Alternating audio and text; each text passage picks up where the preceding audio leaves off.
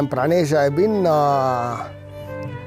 in this farming right from childhood actually. So it's not that we got into this, it's an ancestral place. This is our ancestral village. We have been here for more than 7 generations at least.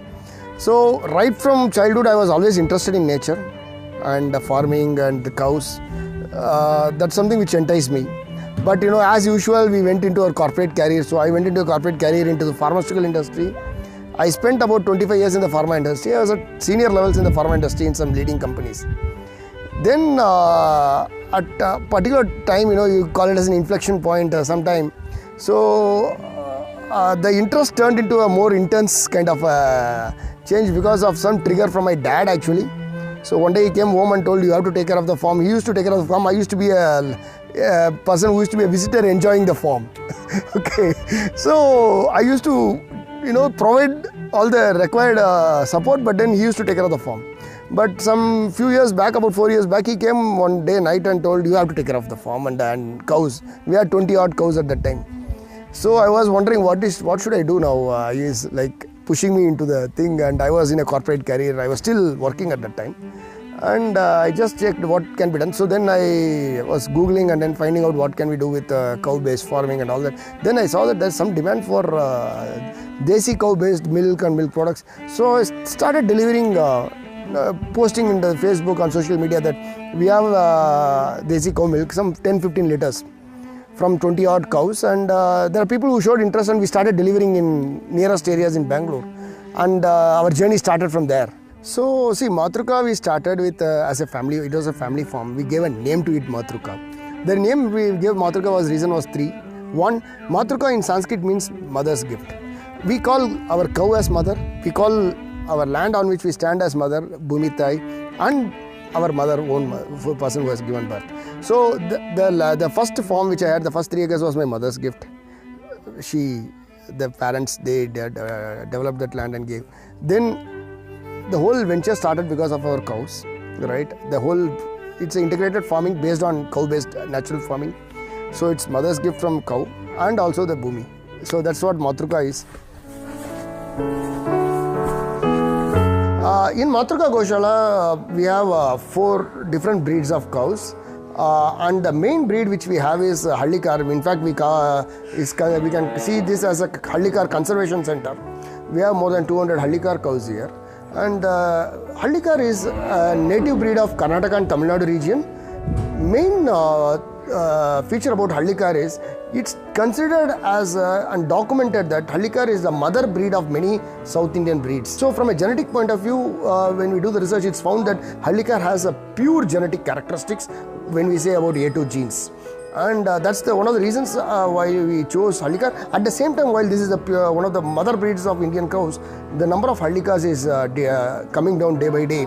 And that is one of the reasons why we chose Hallikar for conservation and development.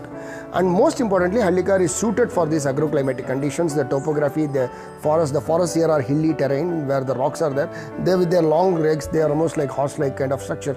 They are very well suited for going into the forest and grazing without any injuries, and they are well suited to these climatic conditions. The cows here are predominantly dependent on open grazing. When I say open grazing, it's not just in the fields. They do graze in the fields as well, but mainly in the forest. We are on the border of a reserve forest, so they go into the forest in the morning and come back in the evening. So 80% of their feed is dependent on forest grazing.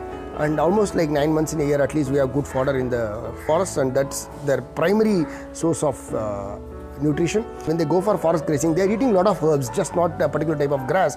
So inherently they are disease resistant. So you don't need to give them any medicines or antibiotics to keep them healthy. And even if they are falling sick, you use some herbs from the forest.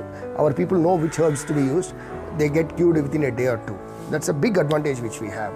And that keeps them very healthy. The quality of milk is extremely good compared to a stall-fed milk. So it's quite a different approach from what the commercial dairy farming is. So for example, the dairies, high-tech commercial dairies, they have a concept of 24-hour feeding.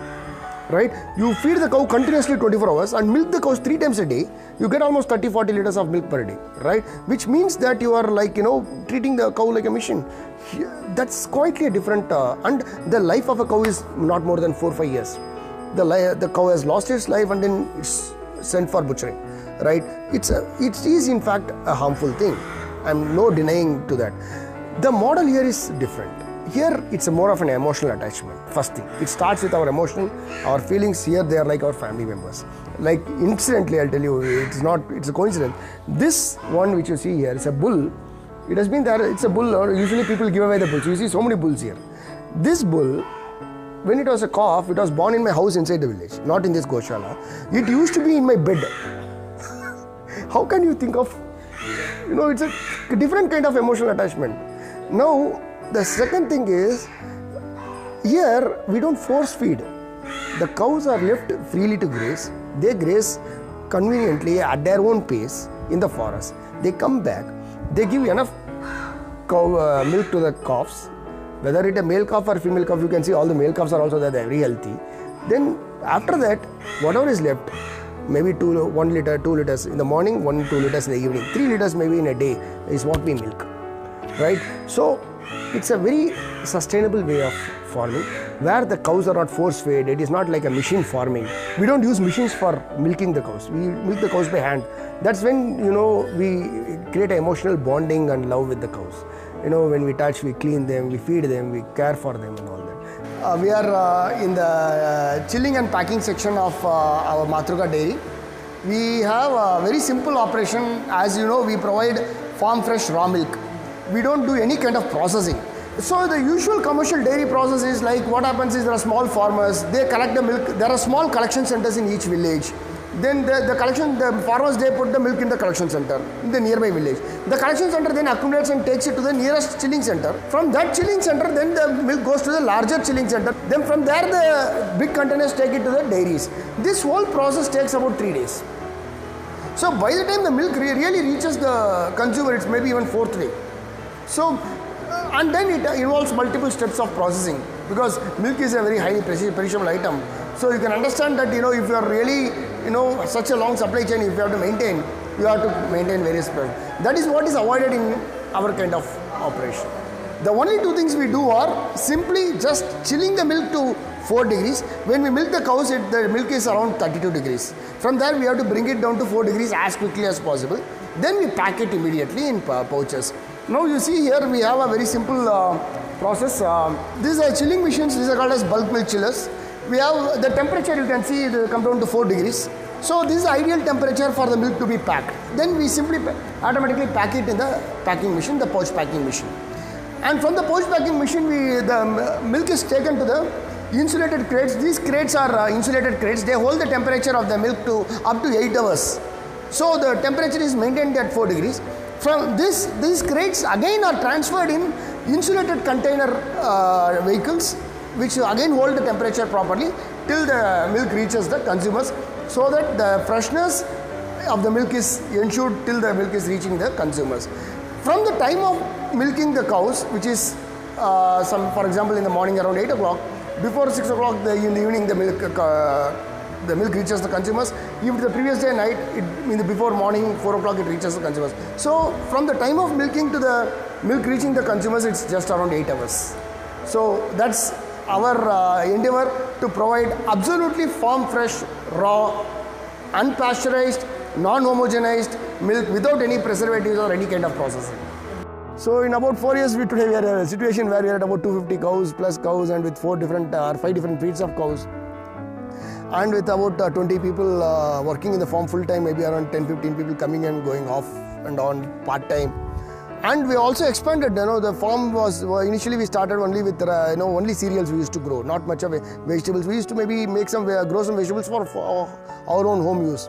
Now we started growing vegetables for even consumers. What I see is, in farming, it's also entrepreneurship. So you put something, you get out something, but how do you do it? It's in an ethical way or a not so ethical way.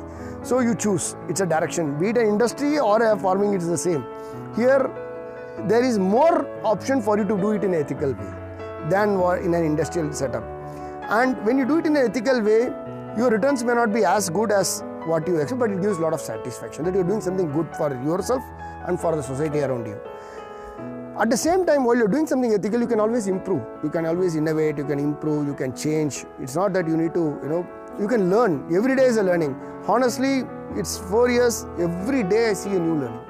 And most importantly, only one thing I think is, if from previous day to next day there is even 0.1% improvement or 1% change, whether it is improvement or not improvement we will know later, but if there is a change, I am happy from previous day to next day. That's something which keeps driving me.